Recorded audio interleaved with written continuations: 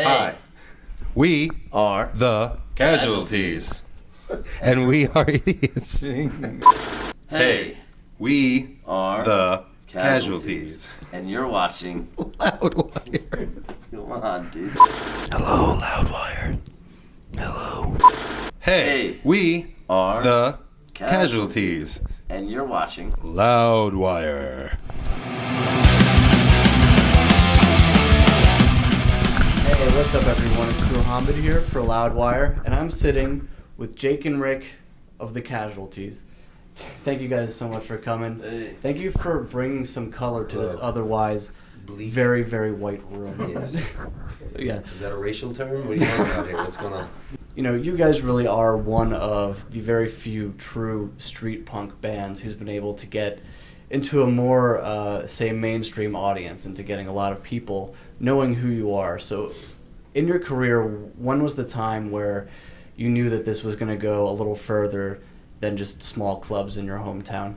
I think that it was like when we did, when we finally took, after like years and years, when we finally took some money and we were like, okay, like we want to make our record, like spend a little more money on recording.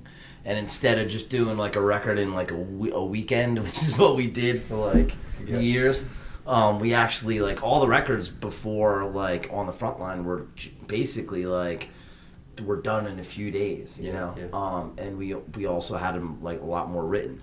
Then when it was like 2003, 2004, when we did On the Front Line, we took a lot more time. Like, we went out to a real studio, the Blasting Room out in Colorado. We took a whole 2 weeks this time. No, I think we were there for like almost 3 weeks. 3 weeks? Yeah, 3 weeks. And we were there, like, we just were in like a compound, like, just right, like, we already had a bunch of songs written, but we also did like some spontaneous stuff, and those were sometimes the best songs, you know, when it's just written right on the spot. You know, it's kind of cool just for it to be more like, you know, we all got better at our instruments and stuff. We all like had more ideas flowing. I liked when we were in that studio that time when we were done for the day and the engineers would go home and me and Jake would be hanging out, watching TV, drinking, whatever, and just like, dude, I got an idea. And we'd go into the studio and just turn everything on and start playing.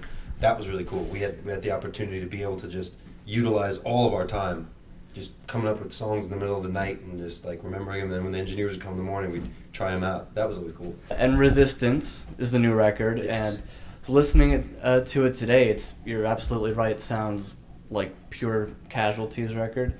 And, you know, even though punk rock, you kind of have to operate in a bit of a narrow field to really be considered punk, it still sounds super fresh and interesting.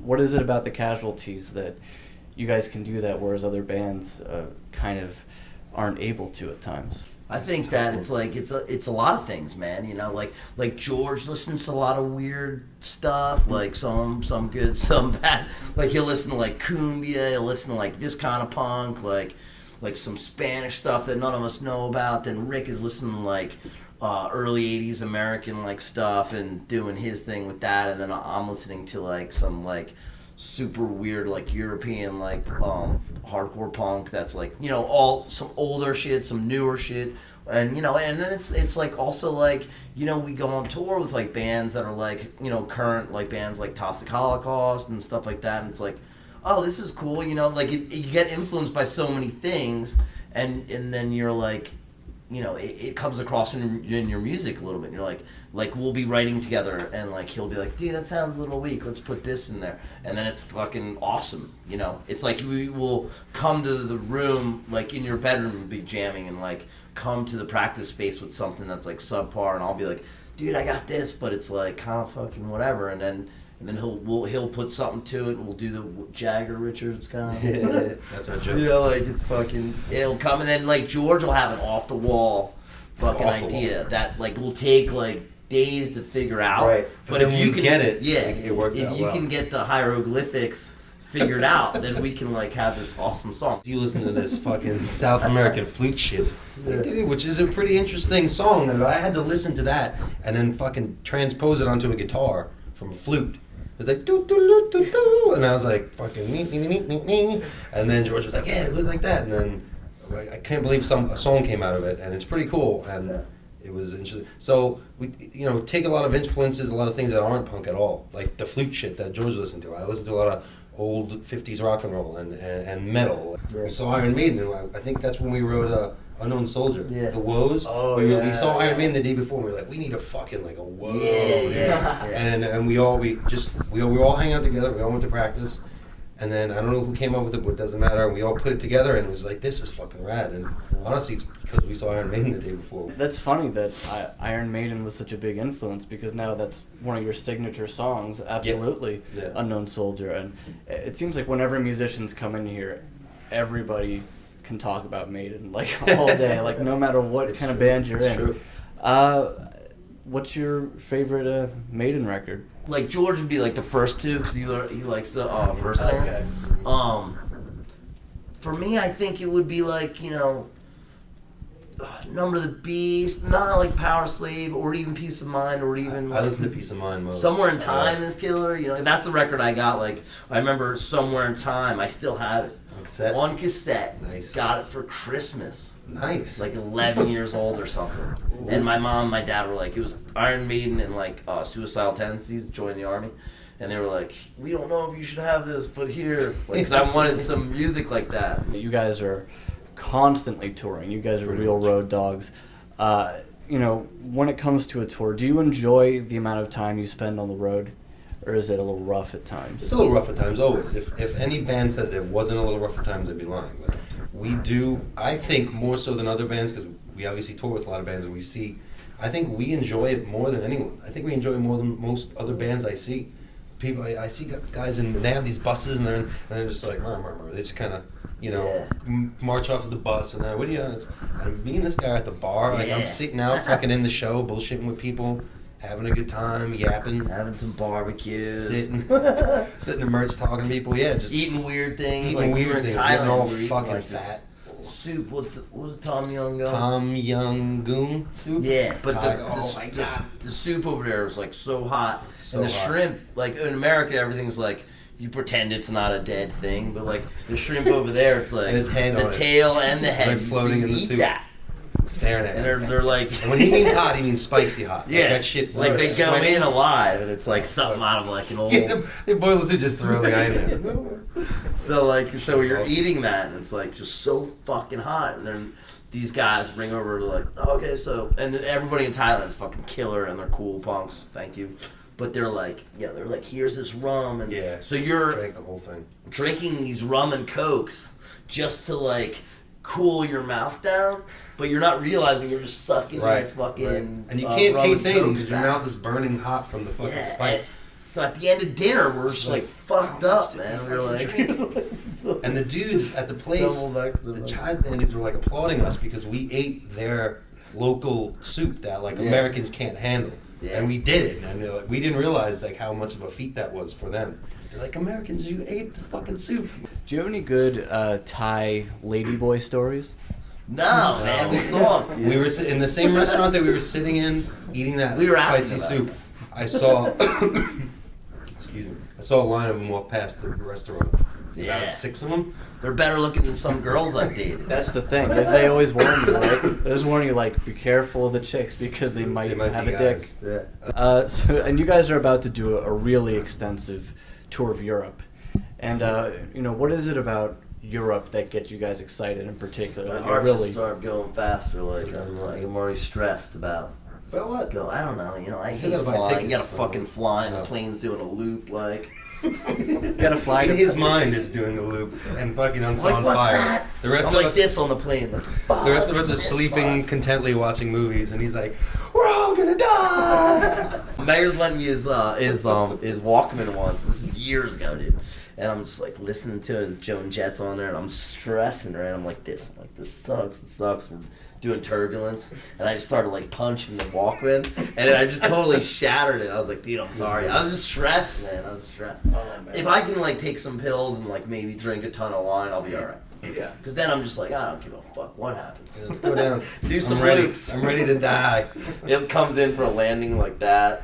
Remember we landed in Hawaii the one time? We were That was bad. coming into Hawaii, man. It was like just shaking. We kind of came in, but it leveled out at the last minute. The It last was second. fucking We were scary. coming in crooked. Like, oh, that I was really scared of it too. Whoa. No doubt there. Crazy shit. But what gets us excited about Europe? It's almost like a second home. Yeah. That's what's easy about it. Like, oh, cool, we're gonna go somewhere. We're familiar with it. We know the people. Yeah. We know the layout. We know the equipment's good. We know the van is good. Yeah, It's like- Chrissy that does our tours are all a Weird World booking. She always does an excellent job. Yeah. There's no bullshit and like.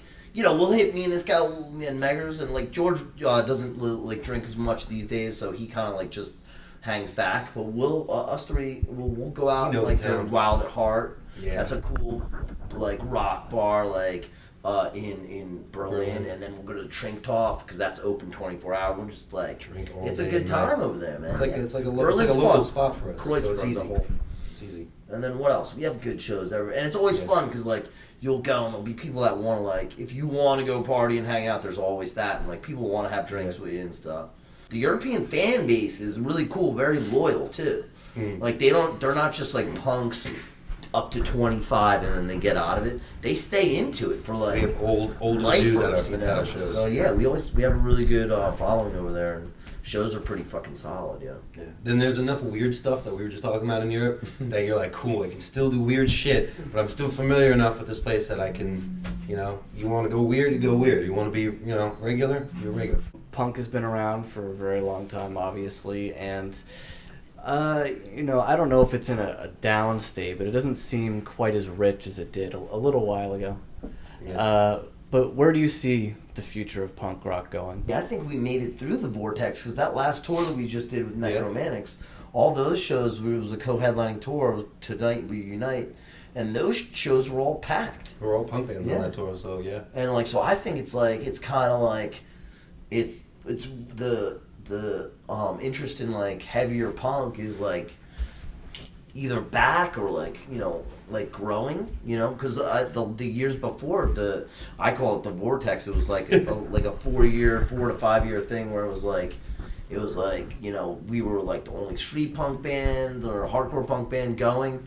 And it was like there wasn't a lot of bands to play with. There was like, who were we gonna take out on tour? It was like either the Crumb Bums or Lower Class Brats, and they were already like, well, we just did a tour. Yeah, so getting to the you point can't- we kept touring with the same bands, like you're saying. So, yeah. So then we just started like teaming up with like some more like metal bands and stuff because it was like our style of punk is heavier anyway, so it could like go well with like the crew that likes Venom and Discharge and stuff. So it's like we were more on that side of the spectrum anyway. So I think punk and metal are gonna make a long-awaited fucking peaceful join-up, because that's kind of where I see, if you see, looking towards the future.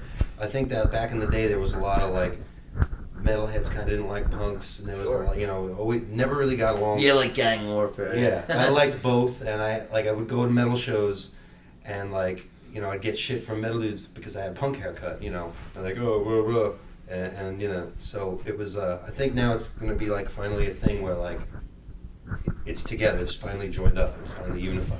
Yeah, like a new generation might not give a shit about those like little bullshit things on like how you look or whatever. Like it's like what you're into, what you're rocking out to. I mean, look at some of the bands. Like look at some of the bands. Municipal Waste, Toxic Holocaust. yeah. They're all. It's like it's thrash because and the thrash is like the metal with like a punk kind of fucking attitude. Yeah. Lots of good crossover Yeah, thrash yeah. coming out right now. Absolutely, two very strong communities, very united, coming together. Yep. That would be a beautiful No thing. reason for them to be separate. All right. Right. Thank you guys so much for Thank stopping you. by. It's been a Thank pleasure you. talking to you. Resistance is the new record. I strongly suggest that you check it out. It's very good. Casualties. Kick your ass. We'll see you in your city. We're doing a world tour, so If you live in Europe, we'll see you next month. If you live in the U.S., we'll see live you anywhere in the February. world, we'll pretty much see you. Yeah. And watch out for those Later. lady boys.